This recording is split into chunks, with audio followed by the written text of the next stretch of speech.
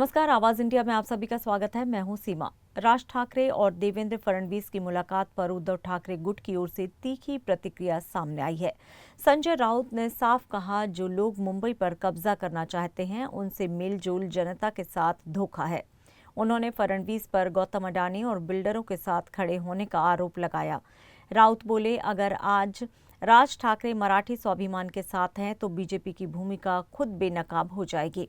राउत ने यह भी कहा है कि फडणवीस राज की मुलाकात मुंबई पर अडानी के प्रभाव और ड्रीम लाइनर हादसे से जुड़ी हो सकती है, लेकिन ऐसी मुलाकातों से अफवाहें भी उठती हैं और जनता जवाब चाहती है। संजय राउत ने उद्धव ठाकरे की ओर से साफ संदेश दिया है कि महाराष्ट्र को एकजुट करना अब समय की मांग है। राउत ने इस दौरान फडणवीस पर आरोप करते हुए ये कहा कि वे बाहरी ताकतों को मुंबई में बढ़ावा दे रहे हैं। राउत ने आखिर में कहा कि राज ठाकरे को भूमिका स्पष्ट करनी होगी कि वे किसके साथ खड़े हैं। राउत ने राज ठाकरे को जन्मदिन की शुभकामनाएं भी दी, लेकिन साथ ही उम्मीद जताई कि वे जनहित में निर्णय लें।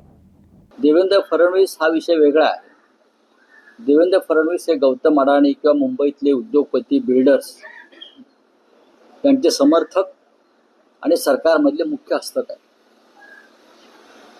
आमची भूमिका ही मराठी माणसाला न्याय देण्याची, मराठी माणूस मुंबईत टिकावा, मराठी माणसाला इथे त्याचं जे स्थान आणि हक्क आहेत ते मिळावेत, ही भूमिका जर राज ठाकरे यांची असेल आणि आमची असेल तर आम्ही त्या भूमिकेतून एकत्र येण्याचा विचार राज ठाकरे यांनी मांडला, उद्धव ठाकरे यांनी त्याला पाठिंबा दिला।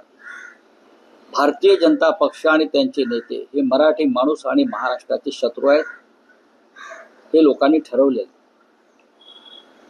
दोघे भेटले असतील, ते का भेटले असतील, कोणत्या संदर्भात भेट, कदाचित ते मुंबईवर जे गौतम अडाणीचं अतिक्रमण सुरू आहे त्या संदर्भात राज ठाकरेंना काही सांगायचं असेल, ते थांबवायला पाहिजे गौतम अडाणीचं आक्रमण मराठी माणसावर, तो त्यांनी विषय कदाचित घेतला असेल। त्यांनी ड्रीम लाइनर विमानाचा जो अपघात झाला त्याच्यावरती काही भूमिका मांडलेली आहे, त्या संदर्भात ते भेटले असतील। तुम्ही वेगळ्या वेगळ्या शंका घेऊन मूळ मुद्द्याला जी बगल देत आहे ती बरोबर नाही। राज ठाकरे, आमची एक भूमिका नक्कीच आहे की महाराष्ट्राचे दुश्मन जे आहेत त्यात देवेंद्र फडणवीस, भारतीय जनता पक्ष, एकनाथ शिंदे सारखे लोक, अमित शहा सारखे लोक यांनी मुंबईसह महाराष्ट्र आणि मराठी माणूस याला खतम करण्याचा विडा उचललेला।